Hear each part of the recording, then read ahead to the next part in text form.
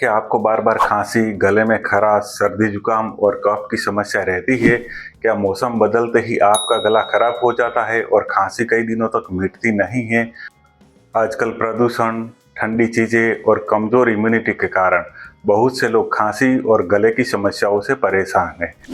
आयुर्वेद के अनुसार ऐसी समस्याओं का मुख्य कारण होता है कफ दोष का असंतुलन और श्वसन तंत्र की कमजोरी। खांसी, गले की खराश, कमजोर श्वसन तंत्र और सर्दी जुकाम जैसी समस्याओं के लिए आयुर्वेद में एक प्रसिद्ध और पारंपरिक औषधि का वर्णन मिलता है और वो है सीतोपलादी चूर्ण। नमस्कार, आज इस वीडियो में हम विस्तार से जानेंगे कि सीतोपलादी चूर्ण क्या है, इसमें कौन सी औषधियाँ होती है, उन औषधियों के रासायनिक घटक क्या होते हैं, ये शरीर पर कैसे काम करता है, इसका संभावित दुष्प्रभाव क्या हो सकता है, इसकी मात्रा और सेवन की विधि, किन लोगों को लेना चाहिए और किन लोगों को सावधानियां रखनी चाहिए। तो वीडियो को अंत तक जरूर देखिए। अगर आप आयुर्वेद और प्राकृतिक स्वास्थ्य से जुड़ी ऐसी ही जानकारी नियमित रूप से पाना चाहते हैं तो हमारी चैनल को जरूर सब्सक्राइब कीजिए। सीतोपलादी चूर्ण मुख्य 5 औषधियों को मिलाकर बनाया जाता है और इनका अनुपात भी निश्चित होता है।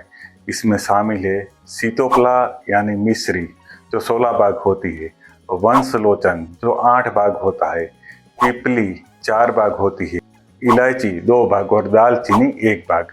इसका अर्थ ये हुआ, अगर मिश्री को 160 ग्राम लेते हैं तो वंशलोचन को 80 ग्राम, पिपली 40 ग्राम, इलायची 20 ग्राम और दालचीनी को 10 ग्राम की मात्रा में लेना है। इन सभी औषधियों को उचित मात्रा में मिलाकर पीसकर बारीक चूर्ण तैयार किया जाता है और वो है सीतोपलादी चूर्ण। यह श्वसन तंत्र को मजबूत करने में बहुत सहायक होता है। आधुनिक विज्ञान की दृष्टि से देखें तो इन औषधियों में कई महत्वपूर्ण रासायनिक घटक पाए जाते हैं। जैसे पिपली में पाइपरलॉन्ग्यूमिन पाया जाता है जो श्वसन तंत्र को साफ रखता है और औषधियों के अवशोषण की क्रिया को बढ़ाता है। दालचीनी में सिनेमाल्डिहाइड पाया जाता है जो एंटी इंफ्लेमेटरी और एंटी माइक्रोबियल गुणों से भरपूर होता है। इलायची में एसेंशियल ऑयल्स पाए जाते हैं जो पाचन और श्वसन तंत्र दोनों के लिए लाभकारी होते हैं।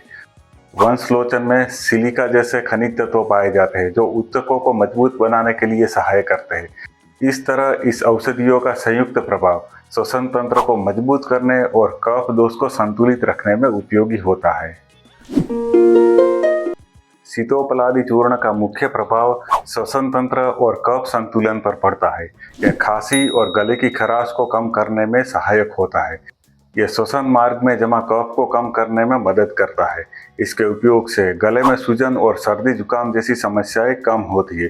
कुछ लोगों में ये इम्यूनिटी को मजबूत करने के लिए भी सहायक होता है। इसके अलावा इसके उपयोग से पाचन तंत्र भी मजबूत होता है। सीतोपलादी चूर्ण विशेष रूप से उन लोगों के लिए उपयोगी माना जाता है जिन्हें बार बार खांसी होती है, जिन्हें सर्दी जुकाम की समस्या है, जिनका गला खराब है और जिनका श्वसन तंत्र कमजोर है। हालांकि इसका सेवन उचित मार्गदर्शन में ही करना चाहिए। अब बात करते हैं सीतोपलादी चूर्ण की मात्रा और सेवन की विधि की। तो सीतोपलादी चूर्ण को सामान्यतः 1 से 3 ग्राम जितनी मात्रा में, मतलब आधा से 1 टेबल स्पून जितना, दिन में 2 से 3 बार खाना खाने के बाद ही लेना चाहिए।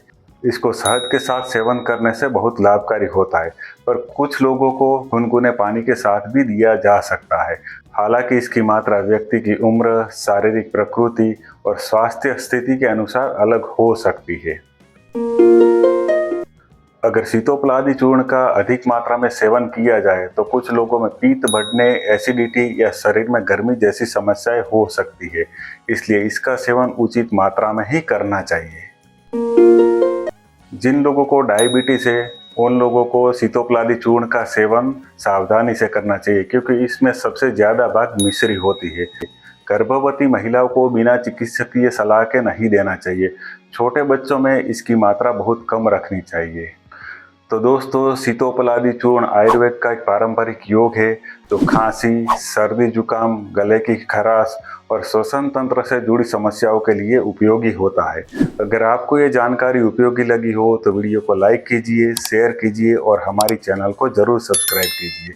जहां हम आयुर्वेद, प्राकृतिक स्वास्थ्य और जीवन शैली से जुड़ी ऐसी ही महत्वपूर्ण जानकारी नियमित रूप से शेयर करते रहते हैं।